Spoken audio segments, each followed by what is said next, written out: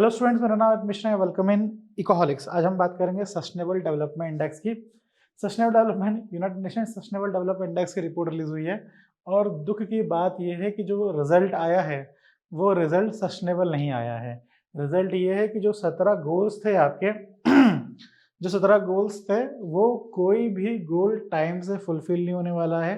2030 तक कोई भी गोल आप अचीव नहीं कर पाओगे, ये रिपोर्ट में आया है। ठीक है, पहली बात। दूसरी बात यह है कि ओनली 17%, जो 17 गोल्स थे उनका सिर्फ 17% जो हमने 17% ही टारगेट अचीव हो पाया। मतलब 17 गोल्स के 17% टारगेट ही अचीव हो पाए हैं। ये एक अच्छी लाइन थी।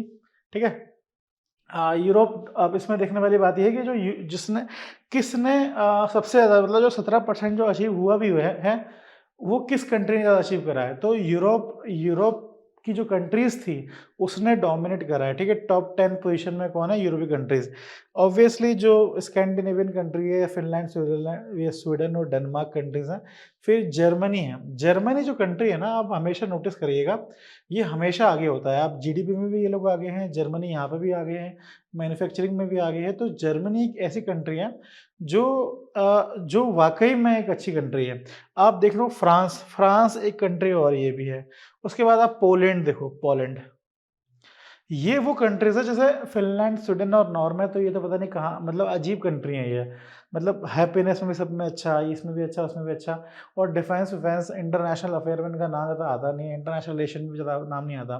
पर जो कंट्री है जर्मनी, फ्रांस और पोलैंड, ये बहुत इन्फ्लुएंशियल कंट्रीज़ हैं यूरोप की। और इतने इन्फ्लुएंशियल कंट्री होने के बावजूद भी ये इस तरीके से काम कर रही है।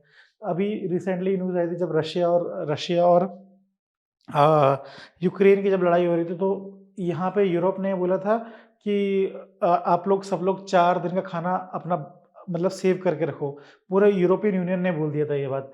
फिर जर्मनी की तरफ से खबर आने लगी थी कि जर्मनी ने क्या बोला, बंकर ही बनाने शुरू कर दिए थे लोगों ने। जर्मनी के लोगों ने बंकर बनाने शुरू कर दिए और बंकर बनाए हुए हैं जर्मनी में, फ्रांस में, पोलैंड में। ये वो कंट्रीज़ हैं। ये लोग पहले ही तैयार हो जाते हैं, ये यूरोप वाले। और इसमें भी यूरोप की जो कंट्रीज हैं, फिनलैंड, स्वीडन में देखो देखो आप, ये हर जगह टॉप पे तो होंगे, पर पर असल मायने में जो बहुत बेस्ट कंट्री है वो है जर्मनी। मतलब वर्ल्ड की थर्ड लार्जेस्ट इकोनॉमी है जर्मनी, और सस्टेनेबल डेवलपमेंट गोल में भी सबसे ज़्यादा आगे है। तो इसे बोलते हैं डेवलपमेंट। असली डेवलपमेंट ये है। पोलैंड आप देखो, पोलैंड का खास बात ये है कि पोलैंड नाटो की वो नेटो की रिपोर्ट आई थी, मतलब डिफेंस एक्सपेंडिचर के ऊपर रिपोर्ट आई थी। तो नेटो से, पूरा नेटो से ज़्यादा एक्सपेंडिचर डिफेंस में ये पोलैंड का था। ठीक है, ये खास बात है पोलैंड की। और बहुत छोटा देश है और डिफेंस में कितना एक्सपेंडिचर कर रहा है वो आप देखो, इतनी सिक्योरिटी है।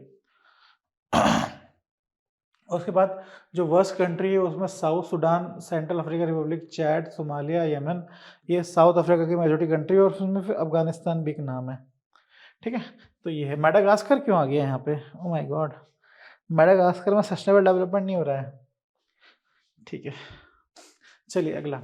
अब इंडिया का देख लेते हैं। इंडिया की प्रोग्रेस हुई है, पहली बार इंडिया अंडर 100 आया है। मुबारक हो, बच्चा पास हो गया हमारा पहली बार।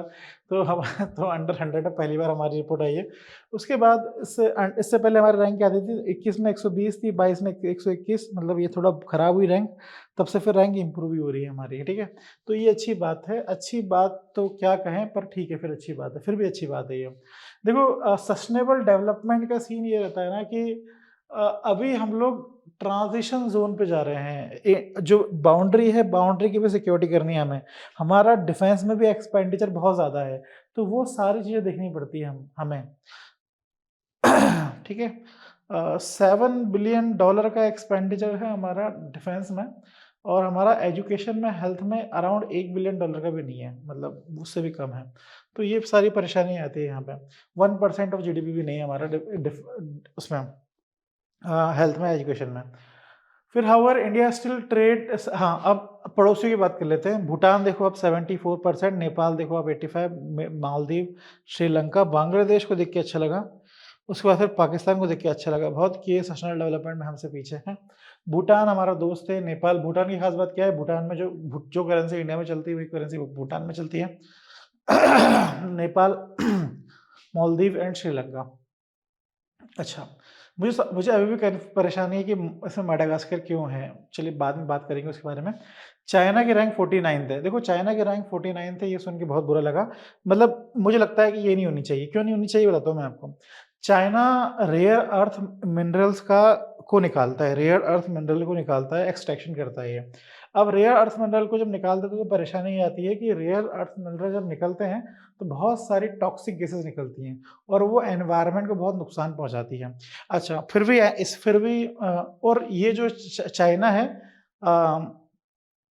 35% ऑफ वर्ल्ड का रेयर अर्थ मिनरल इसी कंट्रोल में रहता है और एक्सपोर्ट करता है वर्ल्ड का 97%, 95-97% रेयर अर्थ मिनरल को ये एक्सपोर्ट करता है चाइना। उसके बाद भी से कम क्यों है? उसके बाद भी से कम इसलिए है क्योंकि ये जो एक्सट्रैक्शन होता है ये करता है अफ्रीकन कंट्रीज में एक्सट्रैक्शन करता है। देखो ये अफ्रीकन कंट्रीज से एक्सट्रैक्शन करता है ये। जब अफ्रीकन कंट्री से जब ये एक्सट्रैक्शन करता है तो पॉल्यूशन कहाँ का बढ़ेगा? अफ्रीकन कंट्री का बढ़ेगा, इसके देश का बढ़ेगा नहीं। इसलिए इसकी रैंक अच्छी आई है, ये खास बात है। अगर इंडिया को एक्सट्रैक्शन करना, अगर इंडिया अपनी धरती में एक्सट्रैक्शन करेगा तो हमारा पॉल्यूशन बढ़ेगा। ठीक है।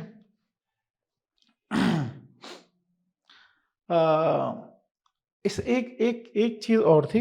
आप बताओ मुझे, चावल का सबसे ज्यादा प्रोडक्शन कौन करता है? या फिर कह लो कि चावल का सबसे ज्यादा एक्सपोर्ट कौन करता है? कौन सा देश करता है? इंडिया करता है। इंडिया को और चाइना से भी ज्यादा एक्सपोर्ट कौन करता है? इंडिया कर रहा है। तो हम उगा रहे हैं चावल और फिर उसे एक्सपोर्ट कर रहे हैं। तो हमारा देश का जो पानी है वो भी दूसरे देश में जा रहा है। ये एक अगेन प्रॉब्लम वाली बात है। आपके देश में पहले से पानी कम है, उसके बाद आप उसे एक्सपोर्ट भी कर रहे हो राइस उगा के, तो ये अगेन एक परेशानी बढ़ता है। तो इस सब कारणों से ठीक है।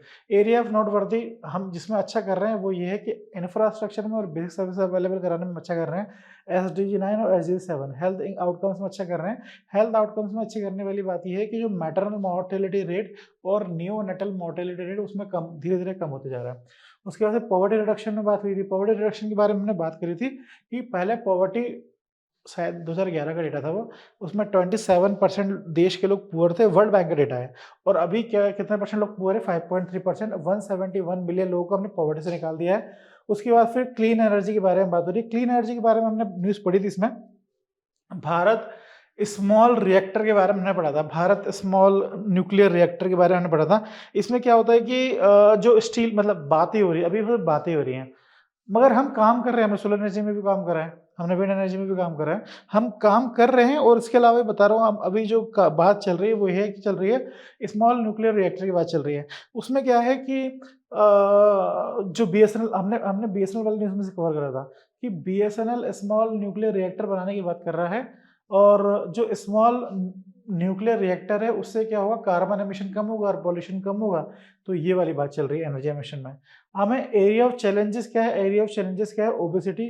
आप वीडियो में देख सकते हो, ओबेसिटी बढ़ रही है देश में। डिक्लाइन प्रेस फ्रीडम के बारे में बहुत बातें हो रही हैं। प्रेस फ्रीडम डिक्लाइन हो रही है। वर्सनिंग करप्शन परसेप्शन, करप्शन बढ़ रहा है। और सेटबैक इन sustainable nitrogen management. Nitrogen management मतलब फर्टिलाइजर वाली बात हो रही है।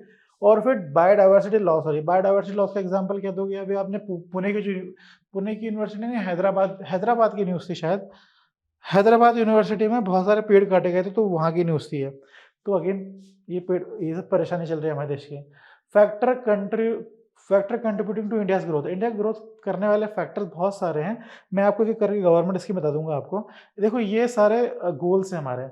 No poverty, no hunger, no good health, quality education, gender quality, clean water, ये सारे हेल्थ ये हैं। इसे याद करने का तरीका क्या है? इसको याद करने का जो वो है पीस, प्रॉस्पेरिटी, पार्टनरशिप। अगर आप ये एक्रोनिम याद कर लोगे, अगर आप इसे याद कर लोगे तो आप इजीली आप याद कर सकते हो। मतलब एक चीट कोड है इसे याद करने का। P for poverty, E for eating well मतलब hunger, A for all good health, C for career education, और फिर E for equality for gender. ठीक है, इस तरीके से आप इसे याद कर सकते हो। एक हल्की सी मेरी कोशिश थी आपको याद करने की, याद कराने की।